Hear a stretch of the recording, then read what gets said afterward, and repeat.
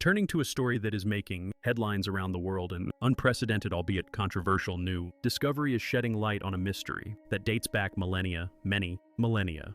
For over 4,500 years, the enigmatic Anunnaki have loomed large in the myths, legends, and ancient texts of Mesopotamia. These mysterious beings are said to have descended from the heavens to shape the destiny of humanity. Some of the most interesting things about ancient history, particularly what came out of ancient Sumer. Interestingly, the Sumerians left behind intricate records describing the Anunnaki not as abstract gods but as flesh and blood, beings who wielded advanced technology, ruled over Earth's earliest cities, and even altered the genetic fabric of humanity itself. Now, after 4,500 years, scientists have finally uncovered the truth about the Anunnaki. Today, we'll unveil the whole truth, the paradox of Sumerian contributions. Emerging from the alluvial plains of Mesopotamia around 4,500 B.CE, the Sumerians laid the foundations of human civilization. They developed the Kunia form script, the world's first known writing system, around 3,200 BCE. They codified laws, created complex irrigation systems, built monumental architecture like the ziggurats, and engaged in advanced astronomical observations. Figures like Enheduanna, the first named, author in history, and rulers like Gilgamesh, whose epic narrative predates Homer's works by over a millennium, illustrate the Sumerians' profound impact. Yet despite these achievements, their historical narratives, particularly those concerning human origins and interactions with beings they called the Anunnaki, are often overlooked by mainstream academia. Interestingly, their material innovations are lauded as foundational to civilization. This paradox is both puzzling and revealing. Archaeological discoveries from sites like Uruk, Eridu, and Nippur offer a wealth of information about Sumerian society. In 1922, Sir Leonard Woolley's excavation at Ur unearthed the royal cemetery, revealing artifacts such as the standard of intricate jewelry and musical instruments, all of which demonstrate an advanced culture with social stratification, religious rituals, and international trade networks. Clay tablets recovered from these sites, now housed in museums such as the British Museum and the Louvre, contain detailed records of Sumerian beliefs. These texts describe interactions between humans and the Anunnaki beings who, according to the Sumerians, descended from the heavens and played a pivotal role in shaping humanity. The Enuma Elish and the Epic of Gilgamesh speak of a pre-flood world where gods and humans interacted closely, a narrative strikingly similar to later biblical and Quranic accounts of a primordial age, disrupted by divine judgment. Scholars, like Zechariah Sitchin, have argued that the Anunnaki references in Sumerian texts point to extraterrestrial beings who intervened in human evolution, possibly through genetic manipulation. More cautious researchers, such as Dr. Samuel Noah Kramer, one of the most respected Assyriologists of the 20th century, acknowledged that the Sumerians themselves claimed to receive their knowledge from the gods. Kramer's analysis of texts, such as the instructions of Shuruppak and the Sumerian king list, reveals patterns where kingship and societal order are described as descending from the heavens, a motif repeated across Sumerian literature.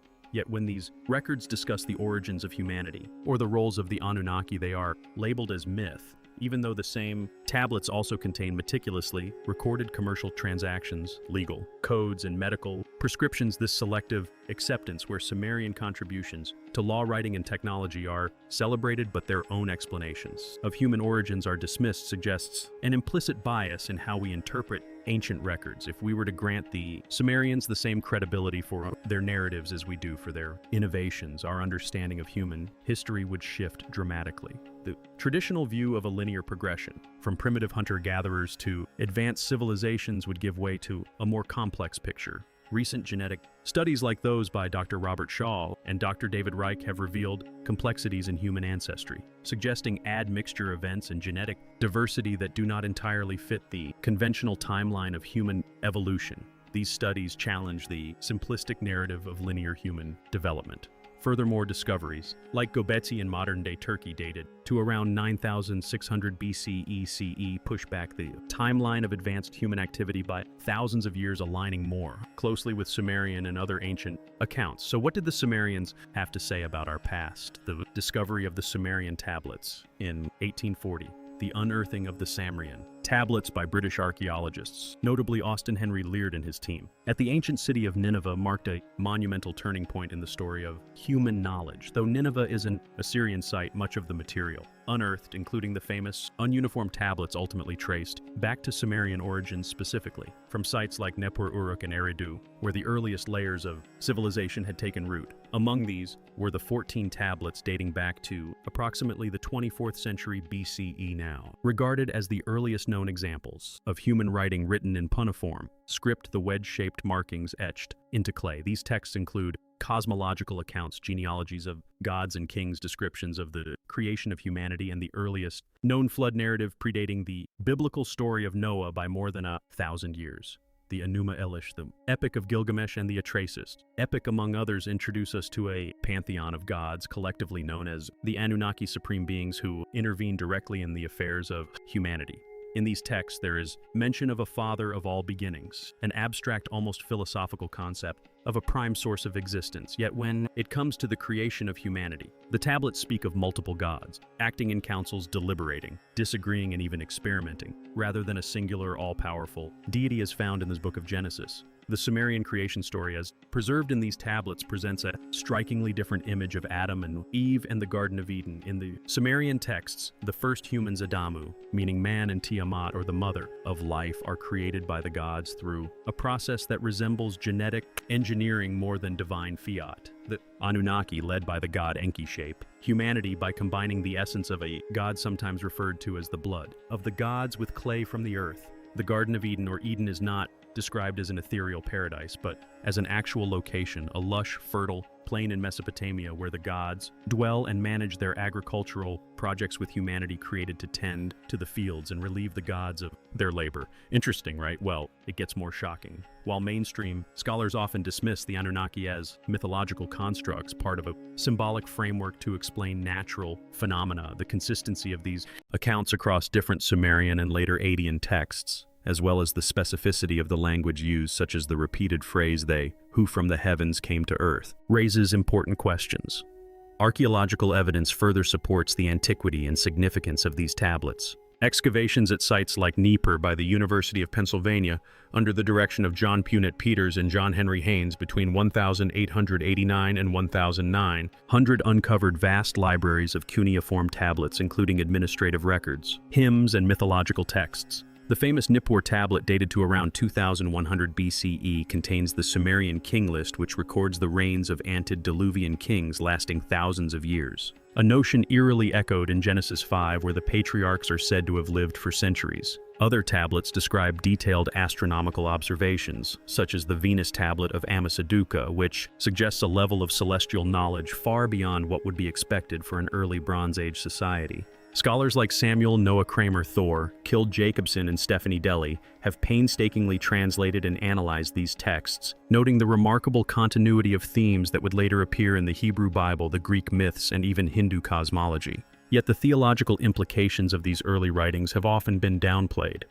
For instance, while Kramer acknowledged the parallels between Sumerian flood narratives and the story of Noah, he stopped short of endorsing the idea that the Anunnaki were real beings who influenced human history. Nevertheless, the linguistic and narrative connections are undeniable. The Hebrew word Elohim, often translated as God in the Old Testament, is a plural noun suggesting a collective rather than a singular entity, much like the Sumerian Anunnaki. Could it be that the monotheistic framework of later religious texts was a simplification of an earlier, more complex theological system? The suppression of these alternative narratives may not be accidental. The discovery of the Sumerian tablets came at a time when Western society, deeply influenced by the Bible and the emerging disciplines of archaeology and anthropology, was constructing a particular view of human history, one that emphasized linear progress, human exceptionalism, and a singular transcendent deity. So what do we know about these supreme beings, the Anunnaki, and the story of humanity's origins? According to the Sumerian tablets, particularly the Enuma Elish and the Atrahasis epic, the Anunnaki were not mere deities in the mythological sense, but described as a group of powerful, technologically advanced beings who descended to Earth from a distant planet called Nibiru. Their arrival, traditionally dated to around 445,000 years ago, marks a pivotal juncture in the mytho-historical timeline of humanity. The Sumerian term Anunnaki translates roughly to those who from heaven to earth came, and in the texts they are depicted as a collective assembly of gods led by figures such as Anu, the sky god and king of the Anunnaki Council. Enlil, the lord of the air, and Enki, the god of waters and wisdom, often portrayed as humanity's benefactor. According to the interpretations of Zechariah Sitchin, whose 1976 book The 12th Planet popularized the Nibiru theory, the Anunnaki's home planet is a distant member of our solar system, Nibiru, a massive iron oxide-rich world that enters the inner solar system approximately every 3,600 years on an elongated elliptical orbit. Sitchin's interpretation draws on the Sumerian descriptions of Nibiru as a wandering star that brings upheaval to the planets it approaches. Nibiru's atmosphere, according to Sumerian accounts as interpreted by Sitchin, was failing due to environmental degradation, an issue eerily reminiscent of Earth's modern concerns about climate change and atmospheric damage. The Anunnaki's solution was to infuse their planet's atmosphere with gold particles, creating a reflective shield that could restore balance. This proposed use of gold aligns in intriguing ways with modern scientific and technological applications. Gold's unique reflective and conductive properties make it invaluable in space technology today, including its use in the James Webb Space Telescope's mirrors and spacecraft components. On top of this, archaeological findings lend circumstantial support to the idea that gold had an exceptional status in ancient Sumerian society. The royal tombs of excavated in the 1920s by Leonard Woolley revealed an astonishing wealth of gold artifacts, including crowns, jewelry, and ritual objects dating back to the 3rd millennium B.CE. The meticulous craftsmanship and sheer quantity of gold suggest that it held a sacred or even extraterrestrial significance beyond mere adornment. Moreover, ancient Sumerian texts often refer to the gods' mining operations in the Abzu, a term associated with the underground and linked to Enki, implying a literal extraction of resources from the earth. The Atrahasis epic, dating to the 17th century B.C.E., explicitly describes how the Anunnaki, burdened by the toil of mining gold, revolted against their leaders. In response, Enki proposed creating a Lulu, a mixed being or prototype human, to bear the labor in their stead.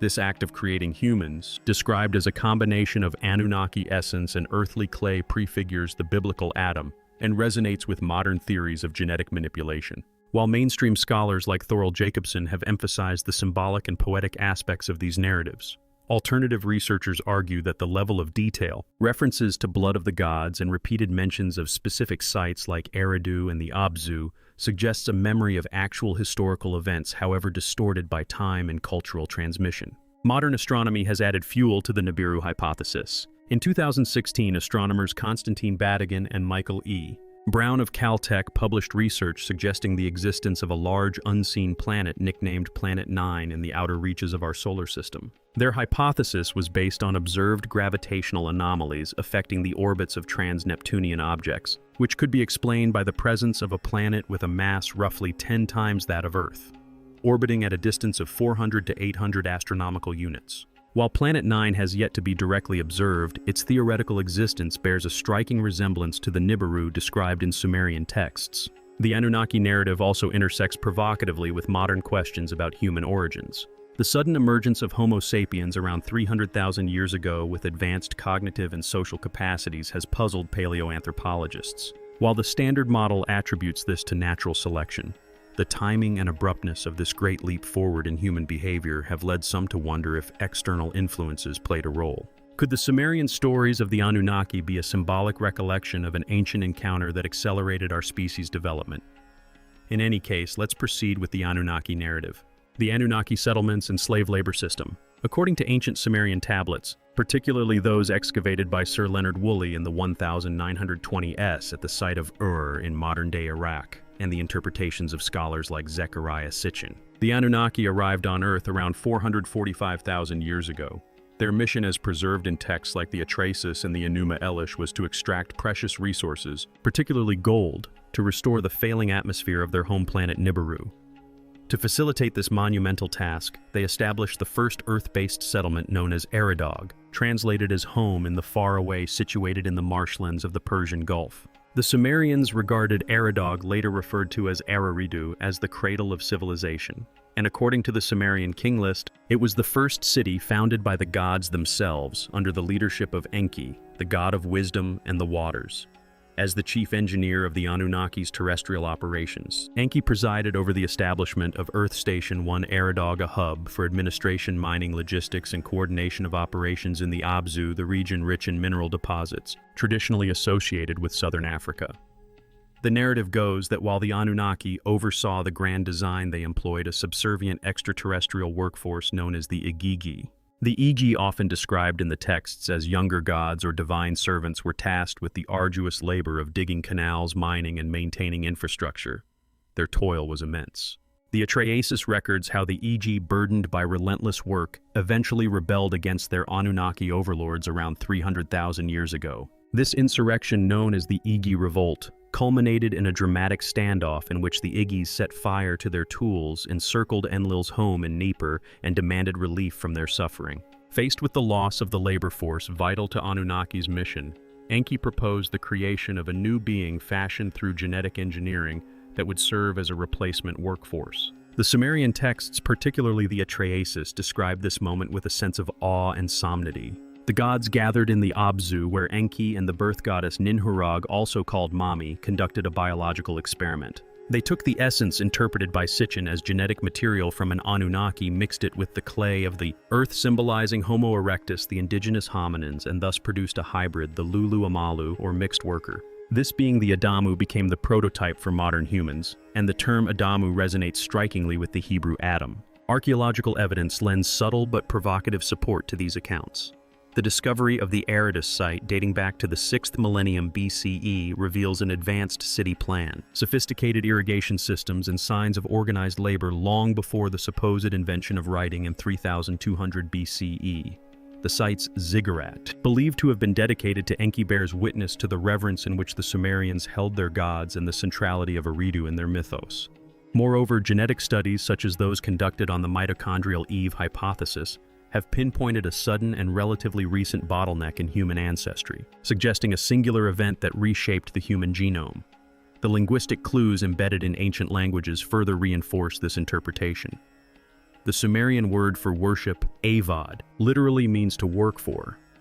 This suggests that humanity's original relationship with the gods was not merely one of reverence but of service.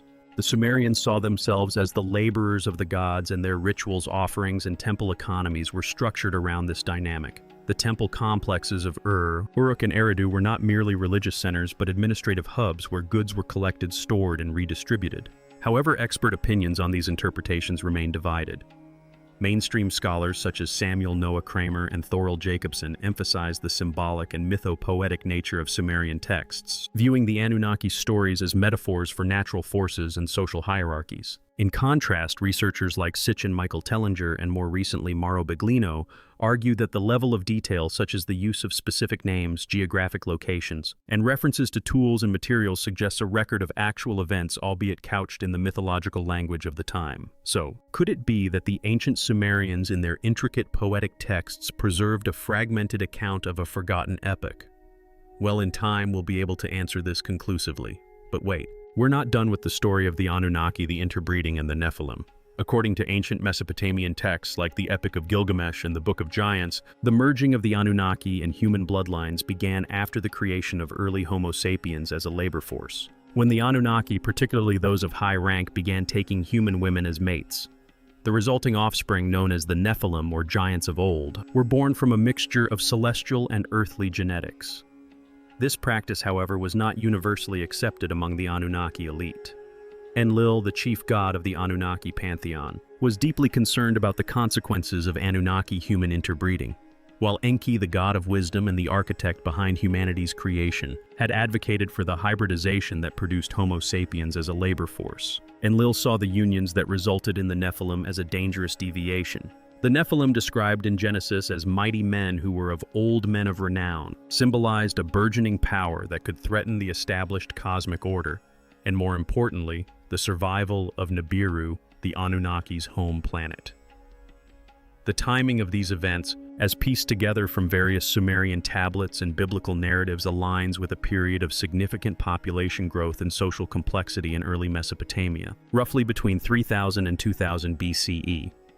Archaeological excavations in sites such as Uruk and Nippur reveal evidence of expanding urban centers, monumental architecture, and increased social stratification during this era. These shifts correspond with the legendary accounts of a banishment from paradise, which many scholars and comparative mythologists interpret as allegorical reflections of real socio-environmental changes such as deforestation, overpopulation, and the degradation of earlier idyllic landscapes. The children of the Anunnaki and humans were called Nephilim. The root word for this term comes from the Hebrew language and means to fall. Some interpret it as fallen ones, or those who cause others to fall. This duality captures their ambiguous status, part divine, part mortal. The Sumerian king list, an ancient document chronicling the reigns of early kings, mentions rulers with lifespans far exceeding modern human limits, which some experts speculate may reflect the memory of these hybrid giants.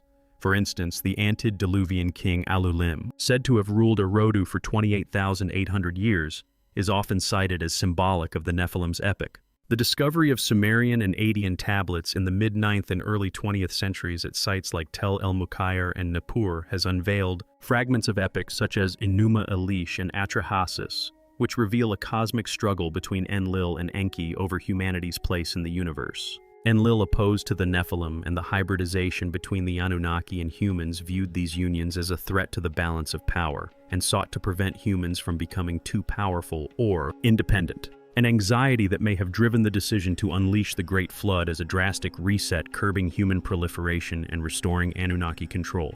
This narrative of divine intervention aligns with archaeological discoveries such as those by Leonard Woolley and Max Mallowan of catastrophic flooding and abrupt cultural shifts in Mesopotamia around B.CE, the story of the Great Flood. According to Sumerian lore and its later reinterpretations, Nibiru is a massive celestial body with a highly elliptical orbit that brings it close to the inner solar system approximately every 3,600 years. This periodic passage is believed to cause a cascade of cosmic disturbances ranging from solar instability and gravitational anomalies to drastic shifts in Earth's geology and climate. This link between Nibiru and cataclysmic events is most famously encapsulated in the story of the Great Flood, also known as the Deluge, which is documented across various ancient cultures from the Mesopotamian Epic of Gilgamesh to the biblical book of Genesis. The flood narrative, dated by scholars such as Leonard Woolley and Sir Max Mallowan to around 2900 BCE, corresponds to a period when archaeological layers show evidence of widespread flooding and rapid cultural disruption in the ancient Near East. Ancient warnings of the flood are vividly described in Sumerian and later Akkadian texts, where astronomical observations record solar anomalies such as increased sunspots, solar flares, and erratic magnetic behavior. These changes, thought to precede Nibiru's arrival, caused the Earth's magnetic field to weaken, leading to rising global temperatures and the melting of polar ice caps. Geological evidence supports these claims. Ice core samples from Greenland and Antarctica show abrupt climate fluctuations and spikes in atmospheric dust and radiation dating to roughly the same era. These environmental changes would have triggered sea level rise and catastrophic flooding, providing a natural explanation for the flood myths. Enlil, one of the chief Anunnaki deities, decided to unleash the flood as a method of population control. His idea was to wipe out the corrupt and rebellious humans. According to the Sumerian Atrahasis epic, Enlil was frustrated by the noise and defiance of mankind and sought to silence it through the flood. However, other Anunnaki, including Enki, sympathized with humans and warned the hero Atrahasis, paralleling the biblical Noah, to build a boat. Sounds familiar, doesn't it? Modern scientific investigations have attempted to correlate these ancient descriptions with measurable phenomena. For example, the idea of polar shifts, where the Earth's magnetic or even physical poles undergo sudden changes, finds some support in paleomagnetic studies. These studies reveal episodes of geomagnetic reversals and excursions, where the magnetic poles deviate significantly or temporarily flip.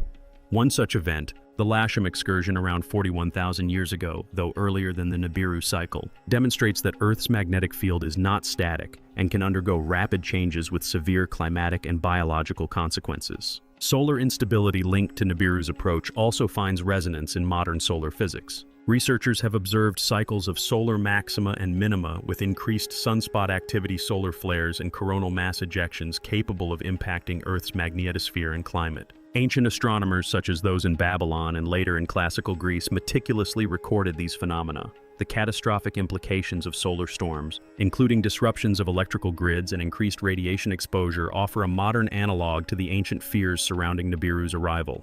The flood's aftermath also significantly shaped human culture and mythology. The rebuilding of civilization post-cataclysm involved new social orders, religious practices, and architectural innovations. For instance, the rise of ziggurats in Mesopotamia symbolized human attempts to reconnect with the divine and regain favor after the flood's devastation. These monumental structures were dedicated to appeasing the gods, ensuring their continued protection. This period also saw the codification of laws and administrative systems, such as the Code of Ornamu, which aimed to restore order and justice after the social upheaval caused by the flood. In any case, the Great Flood can be seen as more than a simple story of divine wrath. Ancient warnings of solar anomalies, magnetic shifts, and melting ice caps find echoes in modern scientific discoveries. While the Anunnaki's actions reflect ancient concerns about balance, control, and survival, the enduring power of these stories invites us to reconsider humanity's place in a universe shaped by forces both seen and unseen. The impact on human history.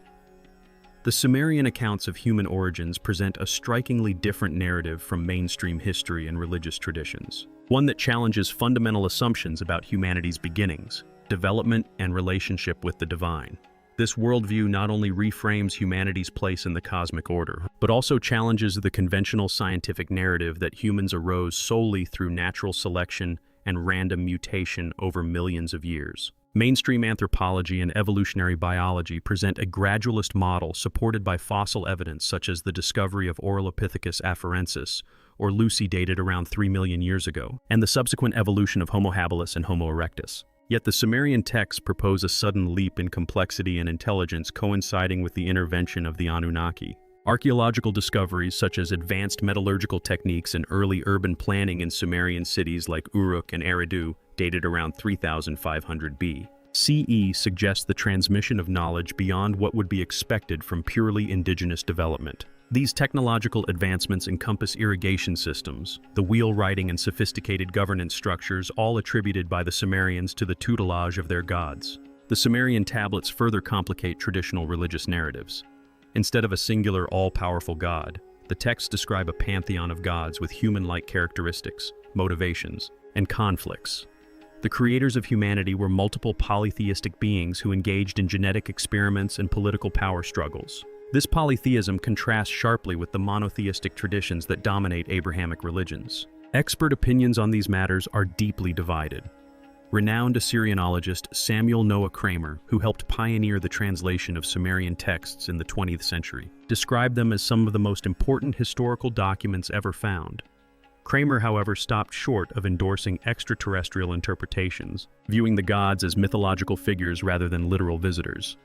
In contrast, Zecharia Sitchin, an author and researcher who popularized the Anunnaki narrative in books such as The 12th Planet, published in 1976, argued extensively for a literal interpretation of these beings as ancient astronauts who genetically engineered humanity. Sitchin's work has inspired a significant cultural and academic discussion about ancient knowledge and its possible implications. Archaeological evidence provides some intriguing, though circumstantial, support for the possibility of advanced knowledge and external influences in early human history. The precision with which Sumerians constructed their ziggurats, temples, and irrigation canals demonstrates sophisticated engineering that required advanced mathematics and astronomy. The Sumerian invention of cuneiform writing, one of the world's earliest scripts, enabled detailed record-keeping and complex administration. This intellectual leap, alongside artifacts like the Standard of Ur and early cylinder seals, points to a civilization that valued order, technology, and knowledge. Qualities that could, if the Sumerian narrative is accurate, be remnants of Anunnaki guidance. Moreover, modern genetics occasionally provides tantalizing clues in support of hybridization theories. The discovery of Neanderthal and Denisovan DNA in modern human genomes suggests that interbreeding between hominid species occurred, although the Anunnaki hypothesis extends this idea beyond known species to extraterrestrial intervention. While mainstream science maintains that these interbreeding events were natural and evolutionary, the suggestion of genetic engineering raises questions about the origins of human consciousness, intelligence, and societal complexity. Whatever the truth and whenever it is revealed, this is something to think about. Well, that's it for now. Thanks for watching. Did you like this video? If you did, please consider liking, dropping a comment, and hitting the subscribe button so that you don't miss out on our new uploads. Also, don't miss this video you see on your screen right now. It's truly unbelievable.